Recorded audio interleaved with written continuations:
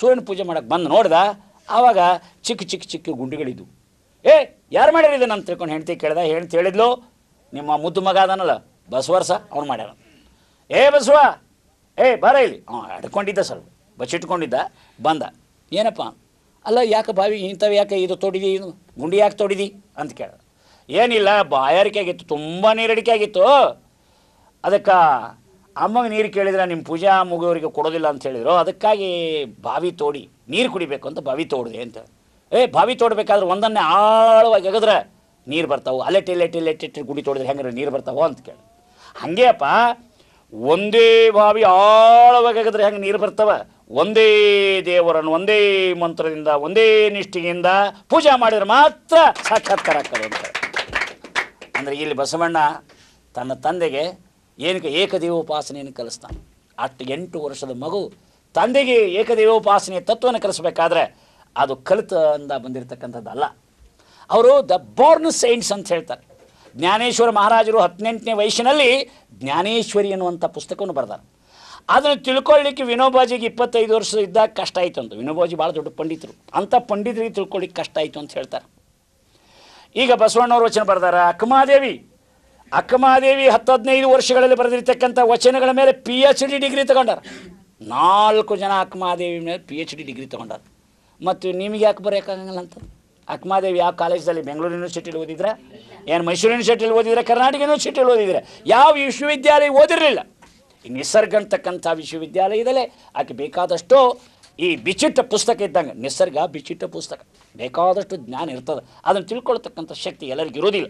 ಅದಕ್ಕಾಗಿ ಮಹಾತ್ಮರು ಋಷಿಮುನಿಗಳು ಏನು ಓದಿದ್ರು, ಯಾವ ಕಾಲೇಜಲ್ಲಿ ಓದಿದ್ರು, ಅವ್ರಿಗೆ ಎಂಥ ಜ್ಞಾನ ಬಂದು ಅದನ್ನು ತಿಳ್ಕೊಳ್ಳಿಕ್ಕೆ ನಮಗೆ ಕಷ್ಟ ಆಕತ್ತೆ. ಇವತ್ತು ಅನೇಕ ಉದಾಹರಣೆಗಳನ್ನು ಕೊಡ್ಬೋದು. ಕಲಿತ್ರ ಬರ್ತದ ಅಥವಾ ಹಿಂದಿನ ತಂದೆ ತಾಯಿಯಿಂದ ಬರ್ತದ ಅಂತ ನಾವು ಒಪ್ಕೊಳ್ಳೋಕೆ ಬರಲ್ಲ. ಈಗ ಅತ್ಯದ್ಭುತವಾದ ಶಕ್ತಿ ಅದು ಹಿಂದಿನ ಜನ್ಮದಿಂದ ಬರದೇ ಇದ್ದರೆ ಸಣ್ಣ ಮಕ್ಕಳಿರುವಾಗ ಅಂಥ ಪ್ರತಿಭೆಯನ್ನು ತೋರಿಸಲಿಕ್ಕೆ ಸಾಧ್ಯ ಆಗೋದಿಲ್ಲ. ನಿಮ್ಗೆ ಗೊತ್ತದ ಶಕುಂತಲ ಅಂದ ಕಥೆ ಎಲ್ಲರಿಗೂ ಗೊತ್ತು. ಜೀವಂತ ಕಂಪ್ಯೂಟರ್ ಶಕುಂತಲ. ನೀವು ಎಷ್ಟೇ ಡಿಜಿಟ್ಸ್ ಇರಲಿ, ನೀವು ದೊಡ್ಡದೊಂದು ಅಂಕಿ ಕೊಟ್ಟು ಅದು ಇಂಟು ಮಾಡಿ ಅಂತ ಹೇಳ್ರಿ, ಅಥವಾ ಪ್ಲಸ್ ಮಾಡಿ ಅಂತ ಹೇಳ್ರಿ, ಮೈನಸ್ ಮಾಡಿ ಅಂತ ಹೇಳ್ರಿ, ಏನೇ ಹೇಳ್ರಿ, ನೀವು ಬೇಕಾದ್ರೆ ಮೊದಲೇ ಬರೆದು ಅದನ್ನು ನೀವು ಲೆಕ್ಕ ಮಾಡ್ಕೊಂಡು ಹೋಗಿರಿ. ಆದ್ರೆ ಆಕೆ ಹೇಳಿದ್ರೆ ತಕ್ಷಣ ಉತ್ತರ ಕೊಡ್ತಾವೆ. ತಕ್ಷಣ ಉತ್ತರ. ಮತ್ತು MSc ಮ್ಯಾಥಮೆಟಿಕ್ಸ್ ತೊಗೊಂಡು ಪಾಸ್ ಆದವ್ರು ನಿಮಗೆ ಬರೋದಿಲ್ಲ, ಆಕೆ ಹೆಂಗೆ ಹೇಳ್ತಾಳೆ? ಆ ಶಕ್ತಿ ಹೆಂಗೆ ಬರ್ತದೆ? ಆ ಶಕ್ತಿ ಕಲಿತರಿಂದ ಬಂದದ್ದಲ್ಲ, ಅದು ಪಡ್ಕೊಂಡು ಬಂದಿರೋದು, ಹಿಂದಿನ ಜನ್ಮ ಸಂಸ್ಕಾರ ವಿಶೇಷದಿಂದ ಬಂದಿರತಕ್ಕಂಥದ್ದು. ಹಾಗೆ ಹಿಂದಿನ ಜನ್ಮದ ವಿಶೇಷದಿಂದ ನಮಗೆ ಅನೇಕ ಅದ್ಭುತವಾದ ಸಂಸ್ಕಾರಗಳು ಬರ್ತವೆ ಅನ್ನೋದಕ್ಕೆ ಬೇಕಾದಷ್ಟು ಉದಾಹರಣೆಗಳನ್ನು ಕೊಡ್ಬೋದು. ಇತ್ತೀಚೆಗೆ ಒಂದು ಘಟನೆ ನಡೀತು. ಬಿಜಿರಿಗೆಯಲ್ಲಿ ಒಂದು ಹುಡುಗ, ಬಿರಾದರ್ ಅಂತ ಒಂದು ಹುಡುಗ, ಆ ಹುಡುಗ ಇನ್ನೂ ಶಾಲೆಗೆ ಹೋಗಿಲ್ಲ, 5 ವರ್ಷದ ಮಗು. ಬೇಕಾದಂಥ ಮ್ಯಾಥಮೆಟಿಕ್ಸು ಕೂಡಿಸೋದು ಕಳೆದು ಹೇಳಿದರೆ ಅವನು ತಕ್ಷಣ ಉತ್ತರ ಕೊಡ್ತಿದ್ದ. ಅವನಿಗೆ ಏನು ಅದ್ಭುತ ಜ್ಞಾನ ಇತ್ತೋ ಏನೋ. ಅಲ್ಲಿರ್ತಕ್ಕಂಥ ಒಬ್ಬರು ಮಾಸ್ತರು ಆ ಹುಡುಗನ ಇಲ್ಲಿ ಕರ್ಕೊಂಡು ಬಂದರು, ನಮ್ಮ ಮಠಕ್ಕೆ ಕರ್ಕೊಂಡು ಬಂದಿದ್ದರು. ನೋಡಿರಿ, ಅವನತ್ತಿಂಥ ಅದ್ಭುತ ಶಕ್ತಿ ಅದ, ಅದೇನು ಹಿಂದಿನ ಜನ್ಮ ಸಂಸ್ಕಾರೋ ಏನೋ, ಭಾಳ ಅದ್ಭುತವಾದಂಥ ಶಕ್ತಿ ಅದ ಅಂತ ಹೇಳಿದ. ಅವನಿಗೆ ಇನ್ನೂ ಓದಕ್ಕೆ ಬರೆಯೋಕ್ಕೆ ಬರ್ತಿರಲಿಲ್ಲ. ತರಂಗಿಣಿಗೆ ಒಂದು ಪುಸ್ತಕಕ್ಕೆ ಇಷ್ಟು ಬೆಲೆ, ಈ 20 ಪುಸ್ತಕಕ್ಕೆ ಎಷ್ಟಪ್ಪ ಅಂತ ಸುಮ್ಮನೆ ಕೇಳಿಬಿಟ್ಟೆ ನಾವು. ತಕ್ಷಣ ಉತ್ತರ ಹೇಳಿದ ಹುಡುಗ.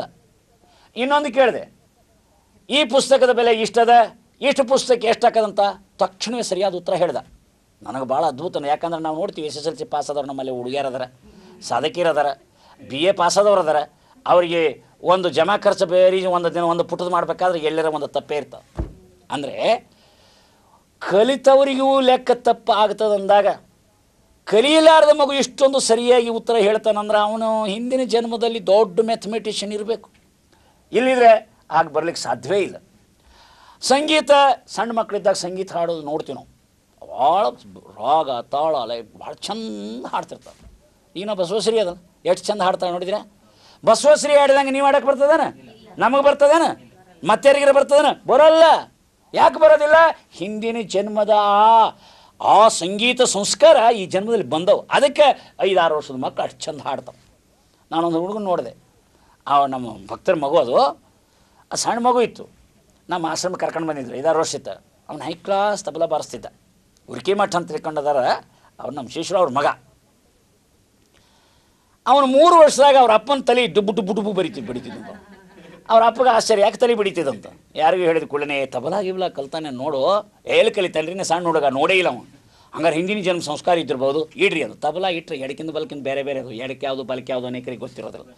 ತಾಳಬದ್ಧವಾಗಿ ಹೈ ಕ್ಲಾಸ್ ಅವನು 5 ವರ್ಷಕ್ಕೆ ತಬಲಾ ಬಾರಿಸಿ ರೇಡಿಯೋದಲ್ಲಿ ಕಾರ್ಯಕ್ರಮ ಕೊಡ್ತಾನೆ. ಇಷ್ಟೆಲ್ಲ ಶಕ್ತಿ ಹೆಂಗೆ ಬರ್ತದೆ? ಈಗ ವಚನ ಸುಧಾ ಅಂತ ಒಂದು ಹುಡುಗಿ ಏನು ಚಂದ, ಇನ್ನು 8 ವರ್ಷದ ಮಗು ಸ್ವಯಂಭೂ ಕಲ್ಪನೆಯನ್ನು ಅದ್ಭುತವಾಗಿ ಆಕೆ ಅರ್ಥೈಸ್ಕೊಳ್ತಾಳೆ. ಇಷ್ಟೆಲ್ಲ ಅದನ್ನು ಎಕ್ಸ್ಪ್ಲೇನ್ ಮಾಡ್ತಾಳೆ, ಎಲ್ಲರಿಗೆ ಬರ್ತದೆ ಅದು. ದೊಡ್ಡ ದೊಡ್ಡ ಗ್ರ್ಯಾಜುಯೇಟ್ ಇದ್ದವರಿಗೆ ಅದ್ರ ಸ್ವಯಂಭೂ ಅಂದರೆ ಏನು ನಾವು ಹೇಳಿದ್ರೆ ಏನೋ ತಿಳಿಲಿರಿ ಭಾಳ ಕ್ಲಿಷ್ಟ ಆಯ್ತು ಅಂತ ಆ ಮಗುಗೆ ಹೆಂಗೆ ತಿಳಿತು? ಇದನ್ನು ತಿಳ್ಕೋಬೇಕು. ಹಿಂದಿನ ಜನ್ಮದ ಸಂಸ್ಕಾರ ನಮಗಿರ್ತಾವೆ. ಈಗ ಲತಾ ಮಂಗೇಶ್ಕರ್ ಅಂತ ನಿಮ್ಗೆ ಗೊತ್ತು. ಲತಾ ಮಂಗೇಶ್ಕರ್ಗೆ ಒಂದು ಹಾಡಿದ್ರೆ ಲಕ್ಷಗಟ್ಟಲೆ ದುಡ್ಡು ಕೊಡ್ತಾರೆ. ಯಾಕೆ ಕೊಡ್ತಾರೆ? ಬರೀ ಕಲ್ತ್ರ ಬಂದ್ರೆ ನೀವು ಯಾಕೆ ಕಲ್ತು ನೀವು ಲತಾ ಮಂಗೇಶ್ಕರ್ ಆಗಬಾರ್ದು? ಕೆಲವ್ರು ಏನು ಹೇಳ್ತಾರೆ, ಕಲ್ತ್ರೆ ಎಲ್ಲ ಬರ್ತದೆ. ಕಲ್ತ್ರೆ ಎಲ್ಲ ಬರೋದಿಲ್ಲ. ಒಳಗೆ ಬೀಜ ಇದ್ರೆ ನೀರು ಹಾಕಿದ್ರೆ ಬೆಳೆ ಬರ್ತದೆ, ಬೀಜ ಇಲ್ಲದ್ರೆ ಏನು ನೀರು ಹಾಕಿದ್ರೆ ಏನು ಬರ್ತದೆ? ಹಿಂದಿನ ಜನ್ಮದ ಸಂಸ್ಕಾರ ಬೀಜದ ರೀತಿಯಲ್ಲಿ ನಮ್ಮ ಹೃದಯದಲ್ಲಿ ಇದ್ದರೆ ಅದಕ್ಕೆ ಪ್ರಯತ್ನನೂ ನೀರು ಮಾಡಿದರೆ ಅದು ನೀರು ಹಾಕಿದ್ರೆ ಅದು ಮಾತ್ರ ದೊಡ್ಡ ಫಲ ಕೊಡ್ತದೆ. ಏನೂ ಇಲ್ದಿದ್ರೆ ಅಂದ್ರೆ ಈಗ ನಾವು ಎಷ್ಟು ಕಷ್ಟಪಟ್ಟರೆ ಸಂಗೀತ ಬರ್ತದೇನ? ನಿಮಗೆ ಬರ್ತದೇನ? ನಿಮ್ಗೆ ಬರೋದಿಲ್ಲ ತಿಳಿತೇನ? ಯಾಕೆ? ಬೀಜ ಇಲ್ಲ. ಅದು ಹಿಂದಿನ ಜನ್ಮದ ಸಂಸ್ಕಾರ ಜನ್ಮಕ್ಕೆ ಬರ್ತದೆ ಅನ್ನೋದಕ್ಕೆ ಇಂಥ ಬೇಕಾದಷ್ಟು ಉದಾಹರಣೆಗಳನ್ನು ನಾವು ಕೊಡ್ಬೋದು. ಆದ್ದರಿಂದ ಕೇವಲ ನಾವು ಹೆರಿಡಿಟಿ ಥಿಯರಿಯನ್ನು ಒಪ್ಪಲಿಕ್ಕೆ ಬರೋದಿಲ್ಲ. ಜನ್ಮಾಂತರಕ್ಕೆ ಹಿಂದಿನ ಜನ್ಮ ಸಂಸ್ಕಾರಗಳು ಬರ್ತಾವೆ ಅನ್ನೋದಕ್ಕೆ ಬೇಕಾದಷ್ಟು ನಮಗೆ ಉದಾಹರಣೆಗಳನ್ನು ಕೊಡಬಹುದು. ಇನ್ನು ಕರ್ಮ ಸಿದ್ಧಾಂತದಲ್ಲಿ ಕೇವಲ 3 ಸಂಚಿತ ಕರ್ಮ, ಪ್ರಾರಬ್ಧ ಕರ್ಮ, ಆಗಾಮಿ ಕರ್ಮ ಅಂತ ಬರ್ತಾವೆ. ಸಂಚಿತ ಅಂದರೆ ಹೆಂಗ್ರಿ ಅಂದ್ರೆ ಇಟ್ಟು ಬಾಣ. ಅದು ಸಂಚಿತ ಕರ್ಮ ಅಂದ್ರೆ ಇಟ್ಟ ಬಾಣ, ಪ್ರಾರಬ್ಧ ಅಂದರೆ ಬಿಟ್ಟ ಬಾಣ, ಆಗಾಮಿ ಅಂದ್ರೆ ಬಿಡುವ ತೊಡುವ ಬಾಣ. ಅಂದರೆ ಸಂಚಿತ ಕರ್ಮ ಅಂದರೆ ಹಿಂದಿನ ಜನ್ಮದಲ್ಲಿ ಈವರೆಗೆ ಮಾಡಿರ್ತಕ್ಕಂಥ ಎಲ್ಲ ಕರ್ಮಗಳಿಗೆ ನಂತರ ಸಂಚಿತ ಕರ್ಮ ಅಂತ.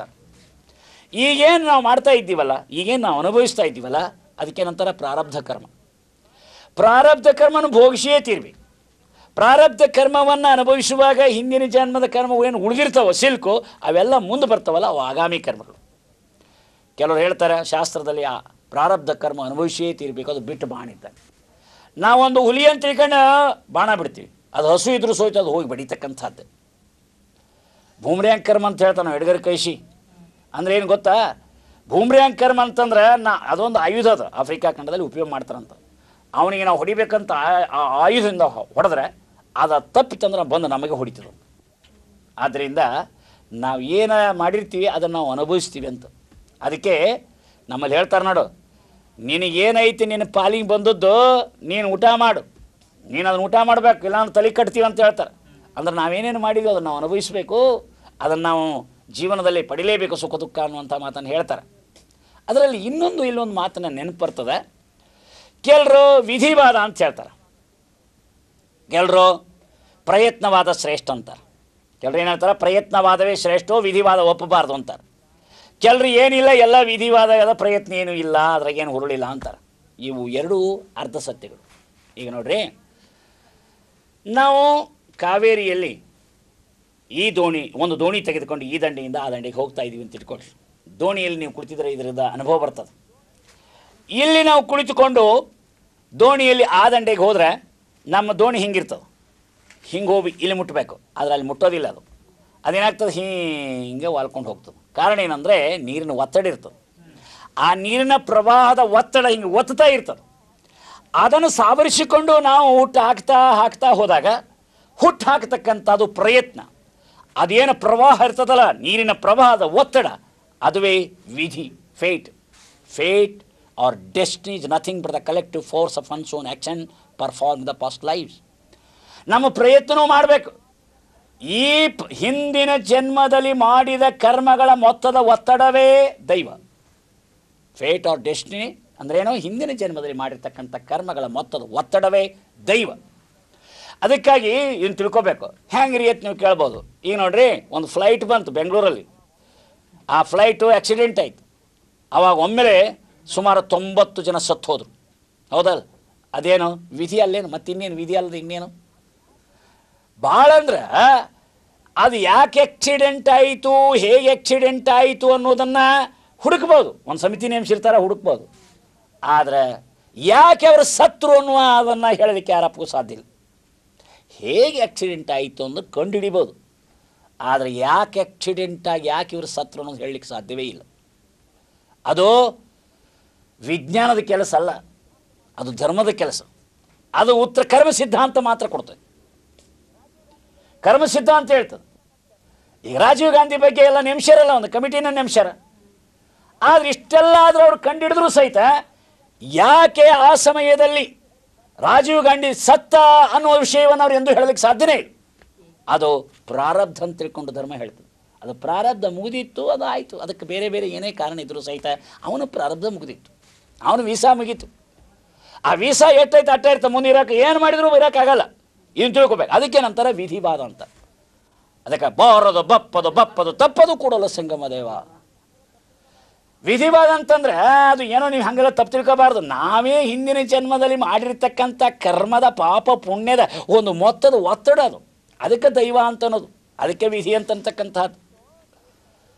ಅದಕ್ಕೆ ವಿಧಿವಾದವನ್ನು ಕರೆಕ್ಟು, ಪ್ರಯತ್ನವಾದವೂ ಕರೆಕ್ಟು. ಎರಡರಿಂದ ಬದುಕಿನ ಈ ದೋಣಿ ಆಚೆಗೆ ಹೋಗ್ತದೆ, ಭವದಿಂದ ಶಿವದಡಕ್ಕೆ ಹೋಗ್ತದೆ ಅಂತ ತಿಳ್ಕೊಬೇಕು. ನಾವು ಪ್ರಯತ್ನ ಮಾಡಿದ್ರೆ ಹಾಗೆ ಕೊಚ್ಕೊಂಡು ಹೋಗ್ತೀವಿ. ಪ್ರಯತ್ನವೂ ಬೇಕು.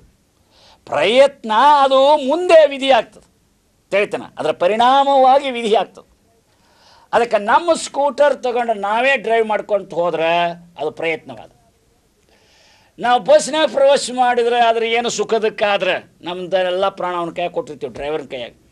ಆವಾಗ ಏನಾರ ಆದ್ರೆ ಅದೇನದು ವಿಧಿವಾದ, ಹೌದಲ್ಲ? ಈಗ ಟ್ರೈನ್ ಆಕ್ಸಿಡೆಂಟ್ ಆಗ್ತಾವಲ್ಲ, ಟ್ರೈನ್ ಆಕ್ಸಿಡೆಂಟ್ ಆಗೋದಿಲ್ಲ, ಬಸ್ ಆಕ್ಸಿಡೆಂಟ್ ಆಗೋದಿಲ್ಲ, ಫ್ಲೈಟ್ ಆಕ್ಸಿಡೆಂಟ್ ಆಗ್ತಾವಲ್ಲ, ಅದೇನು ವಿಧಿವಾದ. ಅದಕ್ಕೊಂದು ಕಾರಣ ಇದ್ದೇ ಇರ್ತದೆ, ಅದಕ್ಕೊಂದು ಕಾರಣ ಇರ್ತದೆ. ಆದರೆ ಅವನು ಅದು ಮಾಡಿದ್ರು ಸಹಿತ ನಾವು ಮತ್ತು ಅಲ್ಲಿ ಏನಾರ ಕಾರಣ ಇರಬೇಕಲ್ಲ, ಮತ್ತು ಅಲ್ಲಿಯಾಗ ಹೋಗಿ ಕೂಡ್ಬೇಕು. ಅಲ್ಲಿ ಹೋಗಿ ಯಾಕೆ ಕೊಡಬೇಕು? ಅದೇ ಬಸ್ನಾಗ ಯಾಕೆ ಪ್ರವಾಸ ಮಾಡ್ಬೇಕು ನಾವು? ಅದೇ ಟ್ರೈನ್ ಅದೇ ಫ್ಲೈಟ್ನಾಗ ಯಾಕೆ ಬರಬೇಕು? ಮತ್ತೊಂದು ಅದ ನಂತರದ ಹಿಂದೆ ನೋಡಿ ಬರ್ಬೋದಾಗಿತ್ತಲ್ಲ, ಅದನ್ನು ತಿಳ್ಕೋಬೇಕು. ಆದ್ದರಿಂದ ಈ ಬಾರದು ಬಪ್ಪದು ಬಪ್ಪದು ತಪ್ಪದು ಅಂತ ಹೇಳ್ತಾರೆ. ಅದಕ್ಕೊಂದು ಉಪ್ಪಿನಕಾಯಿ ಕೊಡ್ತೀನಿ ನಿಮಗೆ. ಒಬ್ಬರು ನಮ್ಮಂಥವ್ರು ಸ್ವಾಮಿಗಳಿದ್ದರು, ಪ್ರವಚನ ಹೇಳ್ತಿದ್ರು. ಭಾಳ ಜನ ಪ್ರವಚನ ಕೇಳ್ತಿದ್ರು. ಅನೇಕ ಜನ ಗುರುಗಳನ್ನ ಮನೆಗೆ ಕರೆಸಿ ಪಾದ ಪೂಜೆ ಮಾಡ್ತಿದ್ರು. ಒಬ್ಬ ಅಜ್ಜಿ ಭಾಳ ಒಳ್ಳೆಯವಳಿದ್ಲು, ಗೌರಮ್ಮ ಅಜ್ಜಿ ಅಂತ. ಮಗ ಮಾತ್ರ ತುಂಟಿದ್ದ, ಒಬ್ಬನೇ ಮಗ ಇದ್ದ. ಅವನು ದೇವರ ಧರ್ಮ ಅದು ಇದು ಇದರಲ್ಲಿ ವಿಶ್ವಾಸ ಇರಲಿಲ್ಲ. ಈಗ ಅಂಥ ಹುಡುಗರೇ ಭಾಳ ಇಪ್ಪಿಗೆ ಕಲ್ಟು ಬಿಟ್ಕೊಂಡು ಹೇಳ್ತಾವೆ. ಅವ್ರಿಗೆ ಗುರುಗಳಂದ್ರೆ ಹಿಂಗೆ ಬೆದರೆತ್ತು ನೋಡೋದು, ಹಿಂಗೆ ನೋಡ್ತಿರ್ತಾರೆ. ತಿಳಿತೇನೆ. ಗುರುಗಳು ಪ್ರವಚನ ಹೇಳ್ತಾರೆ ರೀ, ಇಂಥ ಅದ್ಭುತವಾದಂಥ ಜ್ಞಾನ ಪ್ರವಚನ ನಾವು ಯಾಕೆ ಈ ಜನ್ಮದಲ್ಲಿ ಬಂದೀವಿ, ಮುಂದೆ ಏನು ಹಾಕ್ತೀವಿ ಅಂತ ಹೇಳಿದ್ರೆ ಅವ್ರು ಬರೋಲ್ಲ. ಮಾಲಾಶ್ರೀ ಬಂದಾಳ ಅಂದ್ಮೇಲೆ ಓಡಿ ಹೋಗ್ತಾರೆ ನೋಡ್ರಿಬೇಕು. ಹಾಂ, ಲಕ್ಷಗಟ್ಟಲೆ ಜನ ಓಡಿ ಹೋಗಿ ಸೇರ್ತಾವೆ. ಅಂದರೆ ಈಗಿನ ಹುಡುಗರು ಹೆಂಗದಾರ ಅಂತಂದರೆ ಧರ್ಮ ಬೇಡ ದೇವ್ರ ಬೇಡ, ಎಲ್ಲ ಹುಡುಗರು ಅಲ್ಲ. ಈಗ ನೀವು ಎಷ್ಟೋ ಒಳ್ಳೆ ಹುಡುಗರು ಅದಿರಲ್ಲ, ಬಂದು ಕೂತು ಪ್ರವಚನ ಕೇಳ್ತಿರಲ್ಲ. ಅಂಥ ಕೆಲವು ಹುಡುಗಿದ್ದ ಉಡಾಳು ಹುಡುಗ. ಅವನಿಗೆ ದೇವರು ಅಂದ್ರೆ ಧರ್ಮ ಅಂದ್ರೆ ಅಲರ್ಜಿ. ಸಿನಿಮಾಮಯ ಪ್ರಪಂಚದಲ್ಲಿರ್ತಕ್ಕಂಥ ಸಿನಿಮಾ ಮಗು ಅವನೇ. ಅಂಥವರೇ ಭಾಳ ಇರೋದು. ಅವನೇನು ಮಾಡಿದ, ಆ ತಾಯಿಗೆ ಏನಮ್ಮ ಯಾಕೆ ಹೋಗ್ತೀಯ ಆಗಲಿಲ್ಲ, ದಿನಾಲು ಪ್ರವಚನ ಕೇಳೋಕೆ ಏನೈತಿ ಅನ್ನೋದು. ದಿನಾಲು ನೀವು ಊಟ ಮಾಡ್ತೀಯ ಅಂದಮೇಲೆ ಅದು ನೆತ್ತಿ ಊಟಪ್ಪ, ಅದು ಹೃದಯಕ್ಕೆ ಊಟ ಕೊಡ್ತಾರೆ ಗುರುಗಳು. ಹೊಟ್ಟೆಗೆ ಈ ದೇಹಕ್ಕೆ ಹೆಂಗೆ ಅನ್ನ ಬೇಕೋ, ಬುದ್ಧಿಗೆ ಜ್ಞಾನ ಬೇಕು, ಆತ್ಮಕ್ಕೆ ಧ್ಯಾನ ಬೇಕು. ಗುರುಗಳು ಅದನ್ನು ಕಲಿಸ್ತಾರೆ. ಅದರಿಂದ ನಮಗೆ ಅದು ತೃಪ್ತಿ ಆಕೈತಿ ಅಂತೇಳಿದ್ರು. ಆದ್ರೆ ಅವನೇನು ಒಂದಿನ ಬರಲಿಲ್ಲ. ಮನೆಗೆ ಕರ್ಕೊಂಡು ಹೋದ್ಲು. ಕಡಿಕ ಗುರುಗಳ ಆಶೀರ್ವಾದ ಮಾಡಿದರೆ ನನ್ನ ಮಗನಿಗೆ ಬುದ್ಧಿ ಬಂದೀತು ಅಂತ ತಿಳಿದುಕೊಂಡು ಕರ್ಕೊಂಡು ಹೋದ್ಲು. ಕರ್ಕೊಂಡು ಹೋದ ಕೂಡಲೇ ಅವನು ಹನುಮಂತಪ್ಪ, ಅವನ ಹೆಸರು ಗೊತ್ತಾ? ಹನುಮಂತಪ್ಪ ಗೊತ್ತಲ್ಲ? ಹನುಮಂತ ಅಂದ್ರೆ ನಿಮ್ಗೆ ಗೊತ್ತಲ್ಲ, ಗಿಡದಿಂದ ಜಿಗಿತಕ್ಕಂಥ ಹನುಮಂತ. ಬಾಲಪ್ಪನು ಅಂತಾರೆ ಅವರಿಗೆ, ಗೊತ್ತದ? ಆಮೇಲೆ ಹೌದೌದು ಅಂತಾರೆ, ಹೆಸರಿರ್ತಾರೆ, ಬಾಲಪ್ಪ ಅಂತ ಹೆಸರಿರ್ತಾರೆ. ಬಾಲಪ್ಪ ಅಂದ್ರೆ ಒಂದೇ, ಹನುಮಂತಪ್ಪ ಒಂದು ಒಂದೇ. ಅಲ್ಲಿ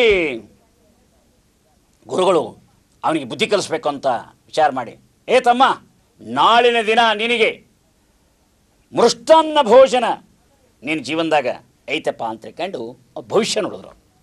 ಗುರುಗಳು ಸಿದ್ಧಪುರುಷರಿದ್ದು. ಹೇಳಿದ ಕೂಡಲೇ ಅವಂದ, ಓಹೋ, ಈ ಗುರುವಿನ ಹೆಂಗಾರ ಈ ಮಾತು ಡಿಸ್ಪ್ರೂವ್ ಮಾಡಬೇಕು, ಹೆಂಗಾರೆ ಮಾಡಿ ನಮ್ಮವು ಎಷ್ಟೊಂದು ಭಕ್ತಿ ಇಟ್ಕೊಂಡಾಳೆ ಇಂಥ ಗುರುಗಳಿಗೆ, ಅದನ್ನು ಹೆಂಗಾರೆ ಮಾಡಿ ಅದನ್ನು ಸುಳ್ಳು ಮಾಡಬೇಕು ಅಂತ ಹೇಳ್ಕೊಂಡು ಏನು ಮಾಡ್ದ, ಬೆಳಿಗ್ಗೆ ಎದ್ದು ಕೂಡಲೇ, ಅಮ್ಮ ನಾನಂತೂ ಇವತ್ತು ಮನೆಗೆ ಇರೋದಿಲ್ಲ, ನಮ್ಮ ತೋಟಕ್ಕೆ ಹೋಗ್ತೀನಿ. ಆ ತೋಟ ಇತ್ತು ಅವ್ರಿಗೆ, ಬೆಂಗಳೂರು ಮೈಸೂರು ರೋಡ್ನಲ್ಲಿ ಅವ್ರದ್ದೊಂದು ತೋಟ ಇತ್ತು, ಅಲ್ಲಿ ಹೋಗ್ತೀನಿ ಅಂದರು. ಹೋಗ್ತೀನಿ ಅಂದ ಕೂಡಲೇ ಆವಾಗ, ಬೇಡಪ್ಪ ಮಗನ, ಯಾಕೆ ಹೋಗ್ತೀಯಾ, ಇಲ್ಲೇ ಇರು ಅಂತಂದರು. ಇಲ್ಲ, ನೀನೇನಾರು ಅಡಿಗೆ ಗಿಡಿಗೆ ಮಾಡಿ ಮೃಷ್ಟಾನ್ನ ಭೋಜನ ಉಣಿಸಿದ್ರೆ ನಿಮ್ಮ ಗುರುಗಳ ಮಾತು ಸಿದ್ಧಿ ಆಗ್ತದೆ, ಅದಕ್ಕೆ ನಾನು ತಪ್ಸಾಕೆ ಹೋಗ್ತೀನಿ ಅಂದ. ಇನ್ನೇನು ಮಾಡೋದು, ಉಡಾಳ ಮಾತು ಕೇಳ್ತಿದ್ದಿಲ್ಲ. ಹೋದ ಅವ್ರ ತೋಟಕ್ಕೆ. ಅಲ್ಲಿ ಹೋಗಿದ್ದ. ಇನ್ನು ಕೆಳಗೆ ಬಂದರೆ ಇದು ಬಂದರೆ ಯಾರಿಗೂ ಗೊತ್ತೇ ಆಗಬಾರ್ದು ಹೊತ್ತು ಮುಳುಗ್ತಾನೆ ತಿಳ್ಕೊಂಡು ಸುಮ್ಮನೆ ಗಿಡದ ಮೇಲೆ ಹೋಗಿ ಕೂತ್ಬಿಟ್ಟ ಅವನು. ಅವ್ರ ತೋಟದ ಹತ್ರ ಒಂದು ಗಿಡ ಇತ್ತು, ಗಿಡದ ಮೇಲೆ ಹೋಗಿ ಕೂತ್ಬಿಟ್ಟ.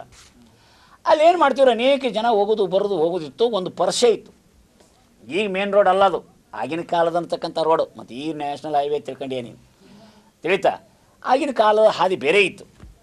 ಆವಾಗೇನಾಯಿತು, ಅಲ್ಲಿ ಒಂದು ಪರ್ಸೆ ತಂಡ ಬಂತು. ಅವರು ಎಲ್ಲೋ ಯಡಿಯೂರಿಗೆ ಹೊಂಟಿದ್ರು, ಯಡಿಯೂರಿಗೆ ಕ್ಷೇತ್ರ ನೋಡೋಕೆ ಹೊಂಟಿದ್ರು ಕಾಣಿಸ್ತತೆ. ಅಲ್ಲಿ ನೀರು ಗೀರು ಇತ್ತು. ಅಲ್ಲಿ ಸ್ನಾನ ಅದು ಮಾಡ್ಕೊಂಡು ಅಡುಗೆ ಮಾಡ್ಕೊಂಡು ಊಟ ಮಾಡ್ಬೇಕಂತ ತಿಳ್ಕೊಂಡು ಅವರೆಲ್ಲರೂ ಸ್ನಾನ ಪೂಜೆ ಮಾಡ್ಕೊಂಡು ಮೃಷ್ಟಾನ್ನ ಭೋಜನ ಎಲ್ಲ ಮಾಡಿದರು. ಎಲ್ಲ ತೊಗೊಂಡು ಬಂದಿದ್ರು, ಅಡುಗೆ ಎಲ್ಲ ಮಾಡಿದ್ರು, ಪಾಯಸ ಗೀಸ ಎಲ್ಲ ಮಾಡಿದರು.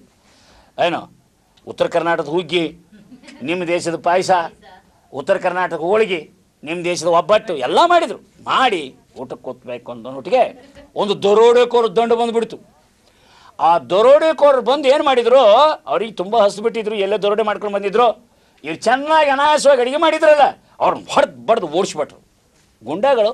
ಅವು ಪಾಪ ಧಾರ್ಮಿಕ ಜನ ಹೆದರ್ಕೊಂಡು ಓಡೋಗ್ಬಿಟ್ಟು, ಓಡೋದ್ಕೊಳ್ಳೆ ಹೈ ಕ್ಲಾಸ್ ಊಟ ಮಾಡ್ಬೇಕಂತ ತಿಳ್ಕೊಂಡು ಎಲ್ಲರೂ ಕೂತ್ರು. ಒಂದು 10 ಜನ ಇದ್ರು ಗುಂಡಗಳು, ದರೋಡೆಕೋರು. ಅದ್ರಾಗ ಒಬ್ಬ ಬುದ್ಧಿವಂತಿದ್ದ ಇದ್ದು ಈಶ್ವರಪ್ಪನಂತವ, ಇವನಲ್ಲ ಈಶ್ವರಪ್ಪನಂತವ ಒಬ್ಬ ಹುಡುಗಿದ್ದ. ಮತ್ತು ಅವನೇನು ಮಾಡಿದ, ಅಲ್ಲೋ ನಾವು ಹೊಡೆದು ಬಡ್ದು ಅವ್ರನ್ನ ಓಡಿಸಿದೀವಲ್ಲ, ನಮ್ಮ ಮೇಲೆ ಸೇಡ ತೀರಿಸ್ಕೊಂತ ಹೋಗುವಂದು ಯಾವನೇ ವಿಷ ಹಾಕಿದ್ರೆ ಆವಾಗ ನಾವು ಒಟ್ಟರು ಸತ್ತು ಹೋಗ್ತೀವಿ. ಅದಕ್ಕಾಗಿ ಅಡಿಗೆಯನ್ನು ಯಾವುದರೇ ಪ್ರಾಣಿ ಪಕ್ಷಿ ಏನಾರಿಗೆ ಎದಕ್ಕರೆ ಊಟ ಮಾಡಿಸಿ ಆಮೇಲೆ ನಾವು ಊಟ ಮಾಡಬೇಕು ಅಂತ. ಹಂಗಾರೆ ನೋಡ್ರಿ ಕರ, ಎಲ್ಲಿ ಬೆಕ್ಕೈತೆ ನಾಯೈತೆ ಏನು ಪ್ರಾಣಿದ ಎತ್ತ ಕರ ಏನಾರ ಹೇಳ್ತೇವೆ ನೋಡ್ರಿ, ಮೇಲೆ ಆದರೂ ಪಕ್ಷಿ ಗಿಕ್ಷಿ ಇದೆ ನೋಡಿ ಹಾಕ್ರಿ ಅದಕ್ಕಂತಂದು. ಎಲ್ಲಿ ಹುಡುಕಾಡಿದ್ರು ಏನೂ ಪ್ರಾಣಿ ಇಲ್ಲ, ಏನೂ ಇಲ್ಲ. ಮ್ಯಾಲೆ ಹಿಂಗೆ ನೋಡಿದ್ರು, ಇವು ಕೂತಿದ್ದ ಯಾರೋ ಹನುಮಂತಪ್ಪ ಬಾಲಪ್ಪ ಕೂತಿದ್ದ, ಗೊತ್ತಾ. ಕೂತ್ಕೊಳ್ಳನೆ ಬಾ ಅಂದರು. ನಾ ಬರಲ್ಲಪ್ಪ ಅಂದು. ಇವ್ ಮಗ ನೋಡ್ಯಾನ, ಅವ್ರು ವಿಷ ಹಾಕೋದು ನೋಡ್ಯಾನ, ಅದಕ್ಕೆ ಬರೋದಿಲ್ಲ ಅಂತಾನೆ. ಬರ್ತೀಯೋ ಇಲ್ಲೋ, ಇಲ್ಲಪ್ಪ ನಾನು ವೃತಾದ ಬರೋದಿಲ್ಲ. ಇವನು ಬೇಕತ್ತ ಹೇಳ್ತಾನೆ. ಬರ್ತೀಯೋ ಇಲ್ಲೋ ಅಂತ ತಿಳ್ಕೊಂಡು ಹಿಂಗೆ ಕೋವಿ ತೊಗೊಂಡು ನಿಂತರು. ಮನಸ್ಸೇ ನೋಡ್ಬಾ, ಇಲ್ಲ ಬರ್ತೀನಪ್ಪ ಮರ ಬರ್ತೀನಿ. ಕೆಳಗೆ ಬಂದ ಊಟ ಮಾಡೋದು. ಅದೇನು ಹೋಳಿಗೆ ಹುಗ್ಗಿ ಕಡುಬು ಏನು ಚಿತ್ರಾನ್ನ, ಬಾಯಿ ರುಚಿ ಬಂತ ನಾಲಿಗೆ. ನಾಲಿಗೆ ಏನಾದ್ರೆ ಇದು ಆಯ್ತಾರ ಬೇಕಾದ್ರೆ ಮಾಡ್ಕೊಂಡು ಉಂಡ್ರಿ, ಏನು ಗಂಟಕ್ಕತ್ತೆ. ಆಮೇಲೆ ಊಟ ಮಾಡಿದ. ಊಟ ಮಾಡಿದ ಕೂಡಲೇ ತೋಬೋ ಅಂತು. ಆಮೇಲೆ ಅವ್ರು ಊಟ ಮಾಡಿದ್ರು ಆಯಿತು ಅಂತ, ಮುಂದೆ ಏನೇ ಆಗಲಿ. ಗುರುಗಳು ಹೇಳಿದ್ರಲ್ಲ, ನಾಳೆ ನಿನ್ನೆ ಜೀವನದಲ್ಲಿ ಮೃಷ್ಟಾನ್ನ ಭೋಜನ ಉಣ್ತಕ್ಕಂಥ ಭಾಗ್ಯದಂತ ಹೇಳಿದ್ರಲ್ಲ, ನಾ ತಪ್ಪಿಸಬೇಕಂತ ಎಷ್ಟೇ ಪ್ರಯತ್ನ ಮಾಡಿದ್ರು ಸಹಿತ ತಪ್ಸಕ್ಕಾಗಲಿಲ್ಲ. ಗುರುಗಳು ಹೇಳಿದ ಮಾತು ಸತ್ಯ, ಬಾರದು ಬಪ್ಪದು ತಪ್ಪದು ಕೂಡಲ ಸಂಗಮ ದೇವ. ಈ ಜೀವನದಲ್ಲಿ ಏನು ಬರಬೇಕು ಅದೇ ಬರ್ತದ, ಯಾವುದು ಬರಬಾರ್ದು ಅಂತ ಇರ್ತದೆ ಅದು ಬರೋದಿಲ್ಲ. ಬರಬೇಕಾದ್ದು ನಮ್ಮ ಕರ್ಮಾನುಸಾರವಾಗಿ ಬರ್ತದೆ, ಸುಖ ಬರಲಿ ದುಃಖ ಬರಲಿ. ಯಾವುದು ಬರಬಾರ್ದು ಇರ್ತದ ಅದು ನಾವು ಏನು ಮಾಡಿದ್ರು ಬರೋದಿಲ್ಲ ಅಂತಕ್ಕಂಥ ಮಾತನ್ನು ಇಲ್ಲಿ ಹೇಳ್ತಾರೆ. ಇನ್ನೊಂದು ಈ ಕರ್ಮ ಸಿದ್ಧಾಂತಕ್ಕೆ ಒಂದು ಉದಾಹರಣೆ ನಾವು ಹೇಳ್ಬೋದು. ಈ ಕೈಲಾಸ ಪಟ್ಟ ಅಂತ ಆಟ ಆಡ್ತಾರೆ ನೋಡಿದರೆ, ಕೈಲಾಸ ಪಟ್ಟ, ಆ ಹಾವು ಏಣಿ ಆಟ ಆಡಾಗ ಅದು ಕಾಳುಗಳನ್ನು ತಗೊಂಡು ಹಾಕ್ತಾರೆ. ಅದು ಏಣಿ ಇದರಲ್ಲಿ ಬಿತ್ತು ಅಂದ್ರೆ ಬರ್ರನ ಮೇಲಕ್ಕೆ ಹೋಗತ್ತೆ, ಹಾವಿನ ಬಾಯಾಗಿ ಬಿತ್ತ ಸರ್ರನ್ನ ಕೆಳಗೆ ಬಿತ್ತು. ಹೌದಾ? ಹಾಗೆ ನಮ್ಮ ಬದುಕಿದ್ದಂಗೆ ಪುಣ್ಯದ ಬಾಯಿಯಲ್ಲಿ ನಾವು ಸಿಕ್ಕಿವಿ ಅಂತಂದ್ರೆ ಏಣಿ ಮೇಲೋದಂಗೆ ಬರ್ರನ ಮೇಲಕ್ಕೆ ಹೋಗ್ತೀವಿ. ಪಾಪದ ಸರ್ಪದ ಬಾಯಾಗಿ ಸಿಕ್ಕಿವಿ ಒಮ್ಮೆಲೆ ಸರ್ರನ ಕೆಳಗಿಳಿದು ನರಕಕ್ಕೆ ಹೋಗ್ತವೆ. ನರಕ ಸ್ವರ್ಗ ಅಂದರೆ ಅದು ಕಾಲ್ಪನಿಕವಾಗಿರ್ತಕ್ಕಂಥ ತಿಳ್ಕೊಬಾರ್ದು. ಇಲ್ಲೇ ಸ್ವರ್ಗ ನರಕದ. ಯಾರು ದುಃಖಮಯ ಜೀವನ ನಡೆಸ್ತಾನೆ ಅವನು ನರಕದಲ್ಲಿದ್ದಾನೆ. ಯಾರು ಸುಖಮಯವಾಗಿರ್ತಕ್ಕಂಥ ತೃಪ್ತ ಜೀವನ ನಡೆಸ್ತಾನೆ ಅವನೇ ಸ್ವರ್ಗದಲ್ಲಿದ್ದಾನೆ. ಸ್ವರ್ಗಲೋಕ ಮೃತ್ಯುಲೋಕವೆಂಬ ಬೇರಿಲ್ಲ ಕಾಣಿಗಳು. ಸತ್ಯವ ನೋಡಿದೆ ಸ್ವರ್ಗಲೋಕ, ಮಿಥ್ಯವ ನೋಡಿದೆ ಮೃತ್ಯುಲೋಕ, ಆಚಾರವೇ ಸ್ವರ್ಗ ಅನಾಚಾರವ ನರಕಂತ ಶರಣರು ಹೇಳಿದ್ದಾರೆ. ಅದಕ್ಕೆಲ್ಲ ಇಲ್ಲೇ ಅದು. ಆದ್ದರಿಂದ ನಾವು ಒಳ್ಳೆಯದನ್ನು ಮಾಡಿದರೆ ನಮಗೇನು ಬರ್ತದೆ? ಒಳ್ಳೆಯ ಜನ್ಮ ಬರ್ತದೆ, ಪುಣ್ಯಮಯವಾಗಿರ್ತಕ್ಕಂಥ ಸುಖಮಯವಾದ ಜೀವನ ಬರ್ತದೆ. ಕೆಡಕನ್ನೇ ಮಾಡ್ಕೊತ ಹೋಗಿದ್ರೆ ದುಃಖಮಯ ಜೀವನ ಬರ್ತದೆ. ಅದಕ್ಕೆ ಕರ್ಮ ಸಿದ್ಧಾಂತ ಅಂದ್ರೆ ಇದು ಬಾತಿಗೆ ಬಾರ್ದು ಉಪಯೋಗ ಇಲ್ಲದಂಥ ಸಿದ್ಧಾಂತ ಯಾರು ತಿಳ್ಕೊಬಾರ್ದು. ಇದು ಸತ್ಯವಾದ ಸಿದ್ಧಾಂತದ, ಇದು ವಿಶ್ವಸತ್ಯವನ್ನು ಹೇಳ್ತಕ್ಕಂಥ ಸಿದ್ಧಾಂತದ. ಆದ್ದರಿಂದ ಪುನರ್ಜನ್ಮ ಸಿದ್ಧಾಂತವನ್ನು ಎಲ್ಲರೂ ತಿಳ್ಕೋಬೇಕು. ಆಮೇಲೆ ಇನ್ನೊಂದು ಉಪ್ಪಿನಕಾಯಿ ಕೊಡ್ತೀನಿ, ಭಾಳ ಚಂದ ಉಪ್ಪಿನಕಾಯಿ ಅದು. ಇನ್ನೊಂದು ಕೊಡ್ತೀನಿ, ಮುಗಿಸ್ಬಿಡ್ತೀನಿ ಪ್ರವಚನ. ಒಂದು ಉಪ್ಪಿನಕಾಯಿ ಕೊಟ್ಟು ಮುಗಿಸ್ತೀನಿ. ಏನಪ್ಪ, ಹಿಂಗೆ ಒಮ್ಮೆ ಒಬ್ಬ ರಾಜ ಇದ್ದ, ಬಿಜ್ಜಳ ಮಹಾರಾಜ ಅಂತ. ಅವನಲ್ಲಿ ಒಬ್ಬರು ಮಹಾತ್ಮರಿದ್ದರು, ಪ್ರಧಾನಿಗಳಿದ್ದರು. ಯಾರು? ಬಸವಣ್ಣನವರು. ನಿಮಗೆಲ್ಲ ಗೊತ್ತೇ. ಅವನು 4 ಪ್ರಶ್ನೆ ಕೇಳ್ದ. ಆಸ್ಥಾನದಲ್ಲಿ ಪ್ರಶ್ನೆ ಕೇಳ್ದ. ಇಂದು ಅದ ಮುಂದು ಅದ ಅಂದರೆ ಏನ್ರಿ ಅಂತ ಕೇಳ್ದ. ಇಂದ ಅದ ಮುಂದಿಲ್ಲ ಅಂದರೆ ಏನು ಅಂತ ಕೇಳ್ದ. ಇಂದ ಇಲ್ಲ ಮುಂದೆ ಅದಂದ್ರೆ ಏನು ಅಂತ ಕೇಳ್ದ. ಇಂದು ಇಲ್ಲ ಮುಂದೂ ಇಲ್ಲ ಅಂದರೆ ಏನು ಅಂತ 4 ಪ್ರಶ್ನೆ ಕೇಳ್ದ. ಯಾರು ಉತ್ತರ ಹೇಳಕ್ಕೆ ಬರಲ್ಲ. ಬಸವಣ್ಣವರೇ, ನೀವು ಮಹಾಜ್ಞಾನಿಗಳು ಅಂತ ಎಲ್ಲರೂ ಹೇಳ್ತಾರೆ ಮತ್ತು ಭಾಳ ಅನುಭವಿಗಳು, ಮತ್ತು ಇದಕ್ಕೆ ಉತ್ತರ ನೀವೇ ಕೊಡಬೇಕು. ಒಳ್ಳೆಯದು, ಉತ್ತರ ಕೊಡ್ತೀನಪ್ಪ ಅಂತ ಹೇಳ್ಕೊಂಡು ಬಿಜಲ್ನಿಗೆ ಹೇಳಿದರು. ಆಮೇಲೆ ಅವರು ಊರಲ್ಲಿ ಹೊರಟರು. ಬೇರೆ ಬೇರೆ ವೇಷಗಳು ಹಾಕ್ಕೊಂಡು ಹೋಗ್ತಕ್ಕಂಥ ಪರೀಕ್ಷೆ, ಇದು ಒಂದು ಪರೀಕ್ಷೆ. ಒಬ್ಬರು ಭಾಳ ದೊಡ್ಡ ಸಾಹುಕಾರ ಇದ್ದರು, ಭಾಳ ಶ್ರೀಮಂತರಿದ್ರು, ಶಂಕರಪ್ಪ ಶೆಟ್ಟಿ ಅವರು. ಗೊತ್ತಾಯ್ತ? ಅವರು ಕೋಟ್ಯಾಧೀಶರು, ಲಕ್ಷಾಧೀಶರಿದ್ರು. ಅವಾಗ ಅವ್ರ ಮನೆಗೆ ಬಂದರು. ನೋಡಪ್ಪ, ಅನುಭವ ಮಂಟಪ ಕಟ್ತಾ ಇದ್ದೀವಿ. ಅನುಭವ ಮಂಟಪ ಅನ್ನೋ ದೊಡ್ಡ ಸಂಸ್ಥೆಯನ್ನು ಕಟ್ತಾ ಇದ್ದೀವಿ. ಲಕ್ಷೋಪಲಕ್ಷ ಜನ ಬರ್ತಾರೆ ಹೋಗ್ತಾರೆ. ಅದಕ್ಕಾಗಿ ಅದಕ್ಕೆ ಕೋಟಿಗಟ್ಟಲೆ ದುಡ್ಡು ಬೇಕಾಗ್ತದೆ. ನಿನಗೆ ದೇವರು ಸಾಕಷ್ಟು ಕೊಟ್ಟಾನ, ನೀನು ಉದಾರವಾಗಿ ಸಹಾಯ ಮಾಡುವುದು. ಅವನು ಲಕ್ಷಗಟ್ಟಲೆ ವರಹಗಳನ್ನು, ಚಿನ್ನದ ವರಹಗಳನ್ನು ಬಸವಣ್ಣವ್ರು ರೂಢಿಲಿ ಹಾಕಿದ. ಆವಾಗ ಬಸವಣ್ಣವ್ರು ಅಂತಾರೆ, ಇಂದು ಅದ ಮುಂದು ಅದ ಅಂದ್ರೆ ಇದ ನೋಡು. ಯಾಕೆ? ಇಂದು ಹೊಲ ಮನೆ ಎಲ್ಲ ಸಂಪತ್ತಿರೋದಿಲ್ಲ. ಕೆಲವರಿಗೆ ದುಡ್ಡಿನ ಸಂಪತ್ತಿರ್ತದೆ, ಮಕ್ಕಳ ಸಂಪತ್ತಿರೋದಿಲ್ಲ. ಕೆಲವ್ರ ಮಕ್ಕಳ ಸಂಪತ್ತಿರ್ತದೆ, ದುಡ್ಡು ಸಂಪತ್ತಿರೋದಿಲ್ಲ. ಇನ್ನು ಎರಡೂ ಇದ್ದರೂ ಆರೋಗ್ಯ ಸಂಪತ್ತಿರೋದಿಲ್ಲ. ಅದು ಇದ್ರೆ ಕೆಲವ್ರಿಗೆ ಜ್ಞಾನ ಸಂಪತ್ತಿರೋದಿಲ್ಲ. ಅದು ಇದ್ರೆ ಅಧ್ಯಾತ್ಮ ಸಂಪತ್ತಿರೋದಿಲ್ಲ. ಎಲ್ಲ ಸಂಪತ್ತಿರಬೇಕಾದ್ರೆ ಸಾಮಾನ್ಯ ತಿಳ್ಕೊಬಾರ್ದು. ಇವರಿಗೆಲ್ಲ ಸಂಪತ್ತದ ಶೆಟ್ರಿಗೆ. ಆದ್ದರಿಂದ ಅದರೊಳಗೆ ಕೊಡ್ತಕ್ಕಂಥ ಸದ್ಭಾವನೆ ಅದ. ಅದಕ್ಕೆ ಮುಂದೂ ಅದ, ಇಂದೂ ಅದ, ಮುಂದೂ ಅದ ಅಂದರೆ ಎಲ್ಲ ಸಕಲ ಸಂಪತ್ತನ್ನು ಮುಂದೂ ಬರ್ತದೆ ಅಂತ. ಇನ್ನೊಬ್ರ ಹತ್ರ ದಾನಪ್ಪ ಸಾವ್ಕಾರ ನಮ್ಮ ಏನು ಹೇಳಿನಲ್ಲ, ದಾನಪ್ಪ ಸಾವ್ಕಾರನ ಕತೆ ಹೇಳಿನಲ್ಲ, 4-5 ತಿಳ್ಕೊಳ್ರಿ. ಅವನೇ ಇರಲಿ, ಅವನೇನು ಕಡಿಮೆ ಇರಲಿಲ್ಲ. ಅವನು ಶ್ರೀಮಂತನೇ ಇದ್ದ. ಅವನು ಭಾಳ ದೊಡ್ಡ ಶ್ರೀಮಂತ ಇದ್ದ. ಅವನ ಹತ್ರ ಹೋದ್ರು. ನೋಡಪ್ಪ, ಪ್ರತಿನಿತ್ಯ 1,96,000 ಜನರು, ಗಣಗಳು ಪ್ರಸಾದ ಮಾಡ್ತಾರೆ. ದೇವರೇನಿದೆ ಸಾಕಷ್ಟು ಕೊಟ್ಟಿದ್ದಾನೆ, ಅದಕ್ಕೆ ದಾಸೋಹಕ್ಕೆ ಏನಾದ್ರು ಸಹಾಯ ಮಾಡು. ಅವನೊಂದು 1000 ಚೀಲ ಅಕ್ಕಿ ಕೊಟ್ಟರು ಏನು ಕಡಿಮೆನೇ, ಅಷ್ಟು ಶ್ರೀಮಂತಿದ್ದ. ಆದರೂ ಸಹಿತ ಒಂದೇ 1 kg ಅಕ್ಕಿ ಕೊಡಲಿಲ್ಲ. ಹೋಗೋಗ್ರಿ, ನಮ್ಮದೇ ಸಮಸ್ಯೆ ಬೇಕಾದಷ್ಟು ಅದ, ಆ ಟ್ಯಾಕ್ಸ್ ಈ ಟ್ಯಾಕ್ಸ್ ಅದನ್ನೆಲ್ಲ ಕೊಡಬೇಕಾಗ್ಯದ ಅಂತ ತಿಳ್ಕೊಂಡು 1 ನಯಾ ಪೈಸೆನೂ ಕೊಡಲಿಲ್ಲ, 1 kg ಅಕ್ಕಿನೂ ಕೊಡಲಿಲ್ಲ. ಆವಾಗ